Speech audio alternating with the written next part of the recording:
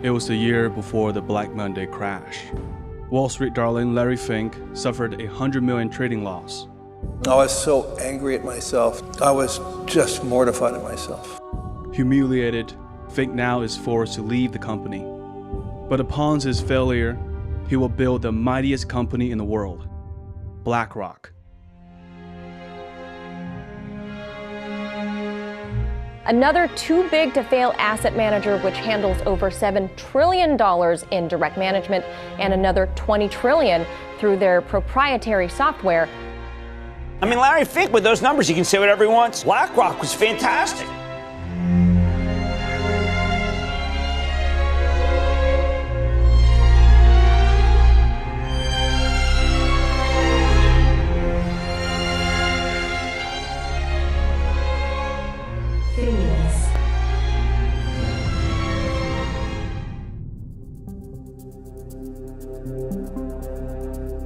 California is on the rise to become the most populated state in America. Like the rest of the country, the 60s was a turbulent time for California, a decade of a drastic political change. It was such an exciting, heady time to find out that under the official reality, there was this seething turmoil of young people learning new music, new thoughts, new ideas, new literature, new poetry, new ways of being. Larry Fink is one of those young people.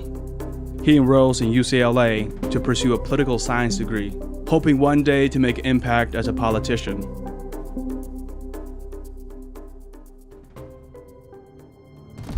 After getting an MBA degree from UCLA, Fink takes a job at a leading investment bank, First Boston, as a bond trader. It was a perfect time to get into the bond business. In the early 70s, bonds only began to be actively traded. Larry Fink excels at this job. He rapidly rises through the ranks, becoming the youngest manager at his department.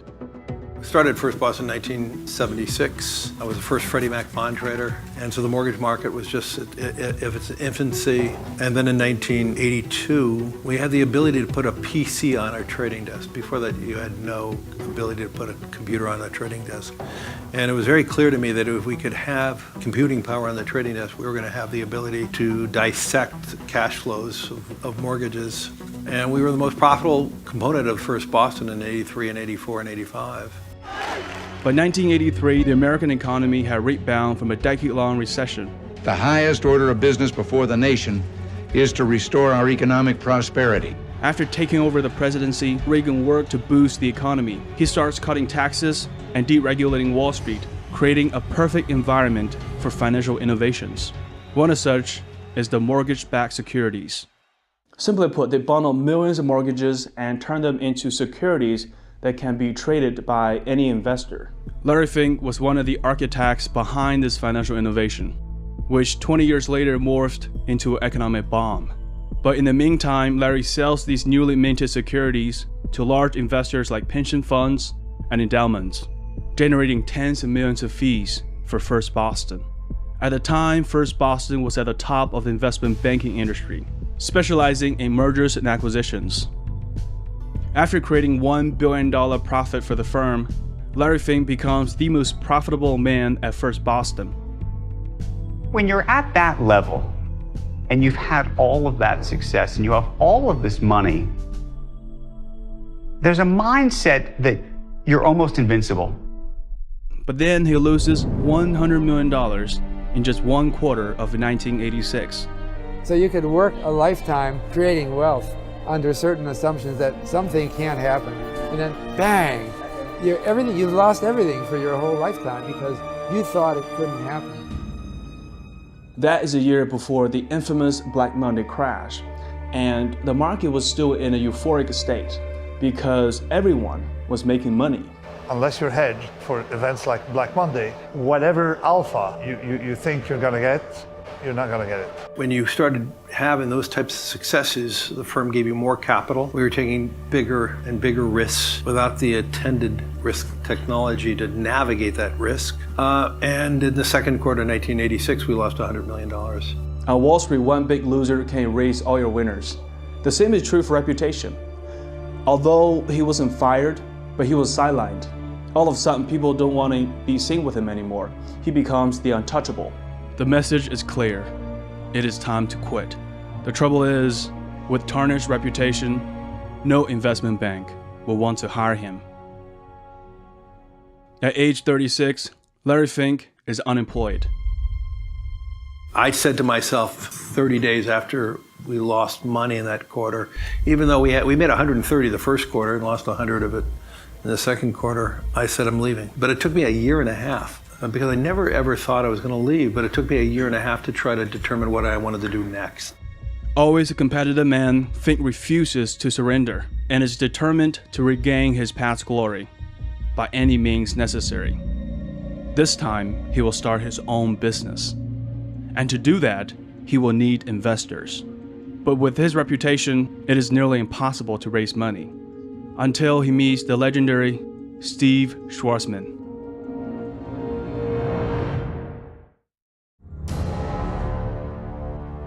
Steve Schwarzman, the founder of Blackstone, is one of the most powerful figures on Wall Street. In his 30 years reign, he turned Blackstone into the biggest private equity company in the world.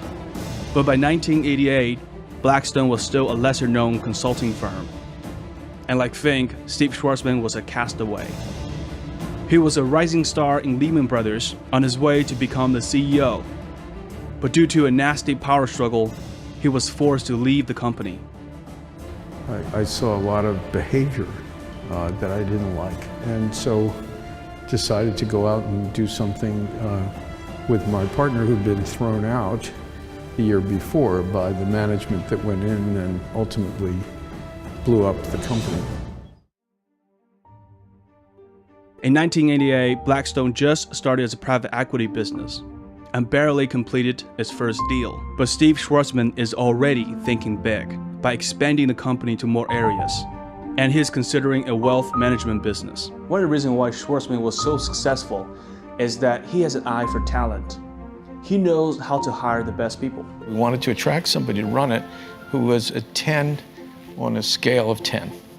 Because you'll find in your careers, if you're a 10, God bless you, you'll be wildly successful.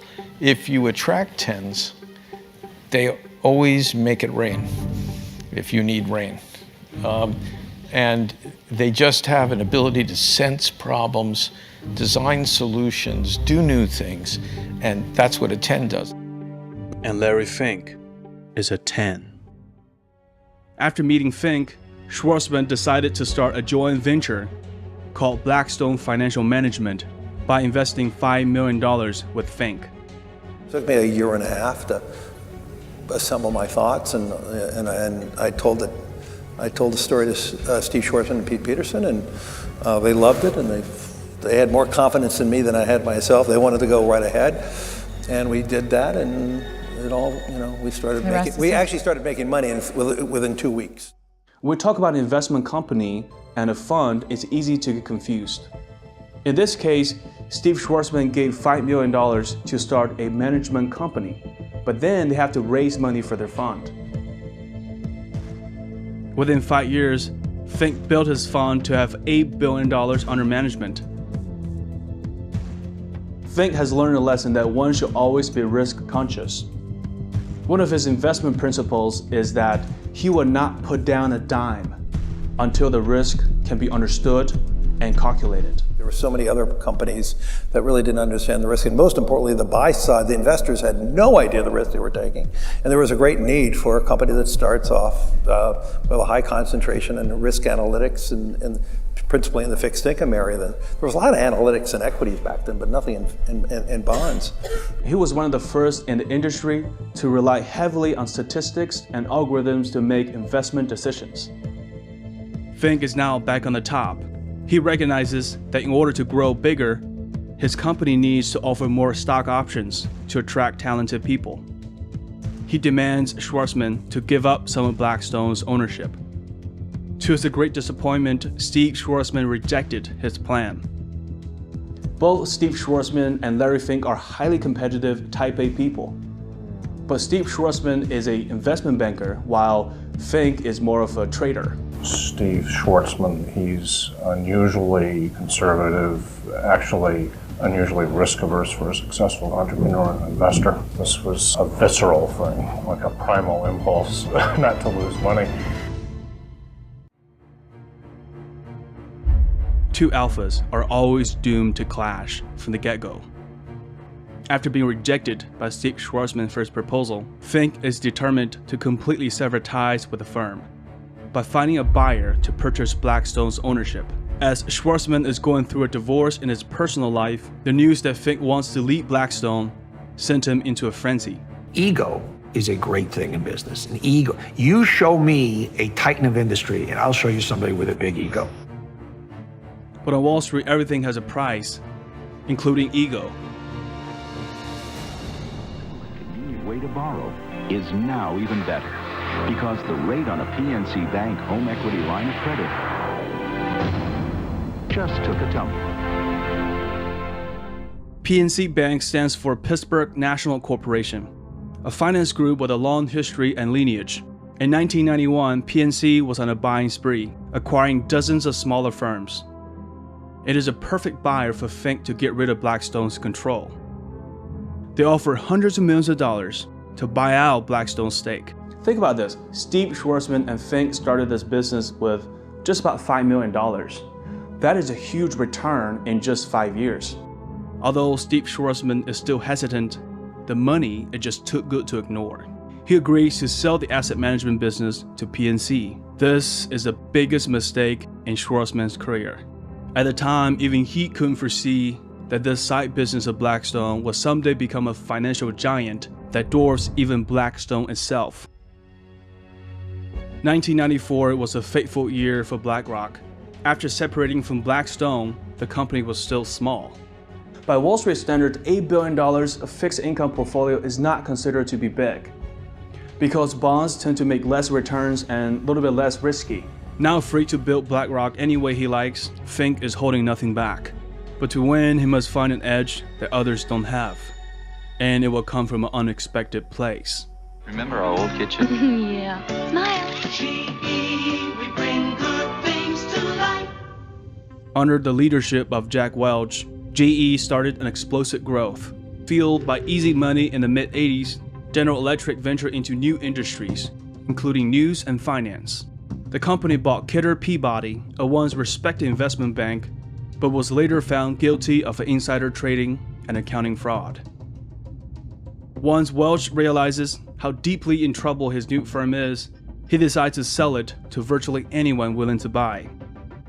PaineWebber, another investment bank, is willing to acquire Peabody from GE, but not its toxic bond portfolio, which consists of $10 billion worth of CMOs, a type of mortgage securities. These derivatives are notorious for their complexity.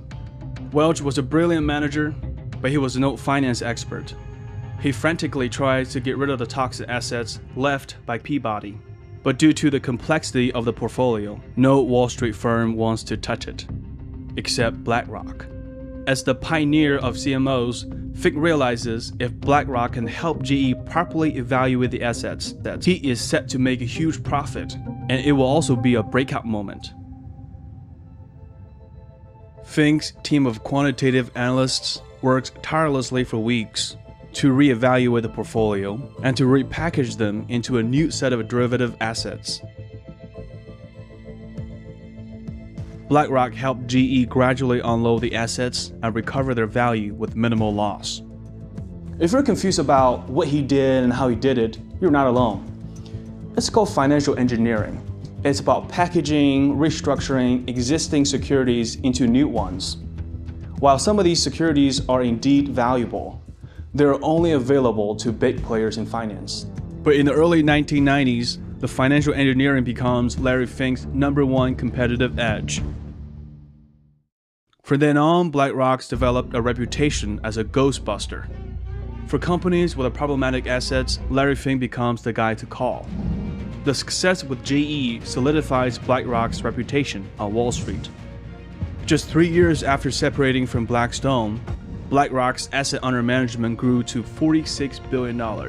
its parent company PNC decided to merge its wealth management division with BlackRock, with a combined $154 billion total assets. After becoming a billionaire, Larry Fink does what all billionaires do: collecting arts.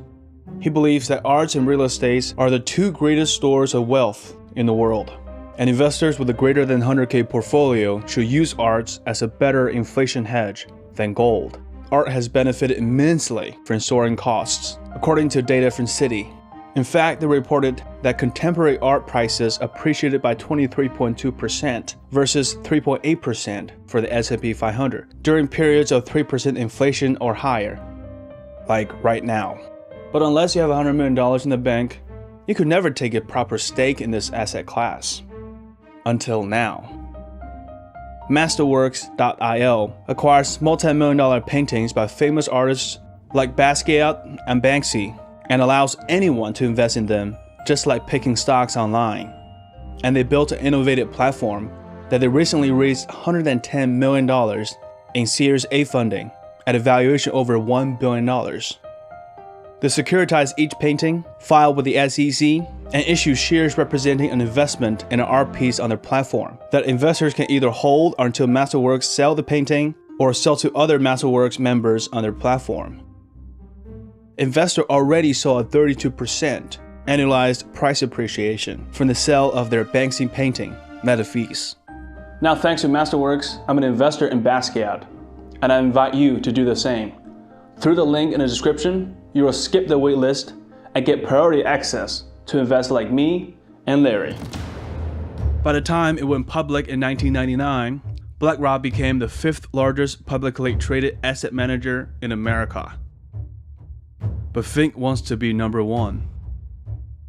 Over the next 5 years, BlackRock continues to grow, accumulating $400 billion assets. In a little over 10 years, Fink's BlackRock has grown to be a monster. And this monster only wants one thing: to get bigger. In the mid-90s, the United States saw a strong economic recovery like never before. During Clinton's second term, unemployment fell, the stock market surged, and America once again became the epicenter of the technological revolution. Raised during the turbulent 60s and the economic recession, Fink joined Wall Street. After quitting his job at First Boston, Fink started BlackRock. A decade later, BlackRock became the most formidable force on Wall Street, with hundreds of billions of dollars under management. But underneath the prosperity, a crisis is brewing. The financial derivatives that Fink helped develop in the 80s have now transformed into a ticking time bomb. In December 2000, Congress passed the Commodity Futures Modernization Act. It banned any regulation of derivatives. Investment banks make billions through the business of securitization. This business links investment banks, insurance companies, and rating agencies together, connecting trillions of dollars in mortgages and other loans with investors all over the world. The essence of it all is about shifting risks, or rather socializing risks and privatizing profits. But the risk is still there. Since anyone could get a mortgage, real estate prices skyrocketed. Real estate is real. They can see their asset. They can live in their asset. They can rent out their asset. There's gripped markets overnight with Asian stocks slammed. Stocks fell off a cliff, the largest single point drop in history. Share prices continued to tumble. In a matter of days, one of the pillars of Wall Street. One of the first banks to fail is Bear Stearns. The US government asks the biggest commercial bank, JP Chase, to bail out Bear Stearns. We bought Bear Stearns, and it wasn't bailed out by the government. The government did a little bit of financing. We only did it because we were asked to by Hank Paulson, and we thought if it went down, that could be a huge crisis for the globe. Jamie Dimon is the shrewdest banker on Wall Street. He's not going to acquire Bear Stearns at a loss, so he dials up Larry Fink for advice. Incidentally, Tim Geithner, who was orchestrating the deal, was already contacting Larry Fink about Bear Stearns. In normal times, this is a conflict of interest, but Fink was just too good at his job, so everyone just ignored it. Then BlackRock is hired again to help rescue AIG. Practically behind every major deal during 2008, BlackRock was part of it. And as an expert on mortgage-backed securities, he was called in to help and to clean up. With people like Hank Paulson and Jamie Dimon and Tim Geithner on speed dial, Larry Fink helped engineer a remarkable rescue for the financial industry. The financial crisis provided the perfect opportunity for Fink to strengthen his position as the new king of Wall Street.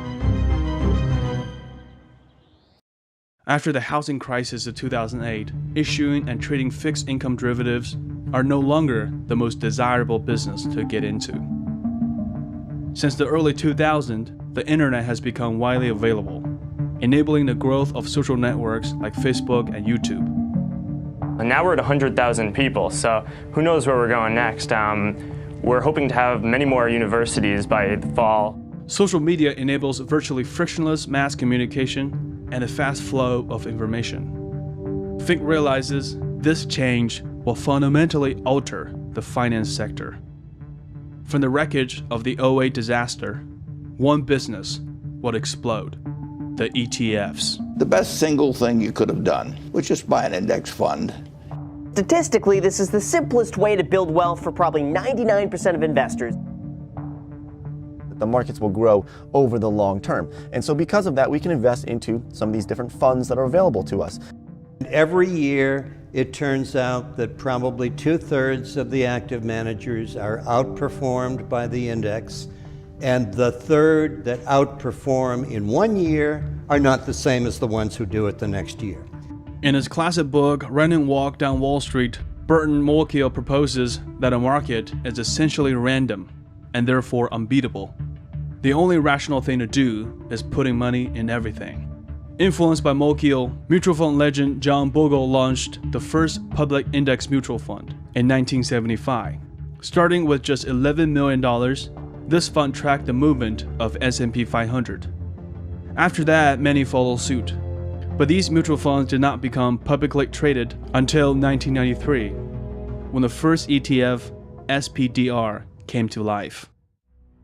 In the aftermath of the housing crisis in 2009, BlackRock has already begun acquiring ETFs, starting with the iShares from Burton's Barclays Bank.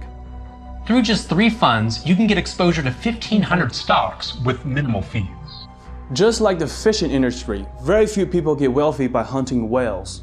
Most of the revenue comes from smaller fish with large volumes. I guess to Fink, he realized that the future of investing is about tapping into the pockets of smaller investors. Volume over profits. BlackRock soon controls nearly half of the ETFs in America. In 2014 alone, BlackRock raised $103 billion. Shortly, the firm becomes the major shareholder in almost every public company out there. They have $50 billion in Lockheed Martin and Northrop Grumman each. And it's been the most successful. It's not a bank, it's just an investment company. And it's been the most successful in the world. So it's huge, it's massive. Larry Fink now has more potential power to influence the US economy than anyone else. He is the JP Morgan of the 21st century. And we're the largest pension manager in Japan. In Mexico, where we are now becoming, we just did an acquisition, we're going to be the largest asset manager in Mexico. We have one technology pipe worldwide that connects everything we do at the firm. Used to remain passive, Fink now has become more involved in every company's board. So over the last 5 years, we built up our corporate stewardship team. And I actually believe there was less accountability at boards than there should have been in global companies.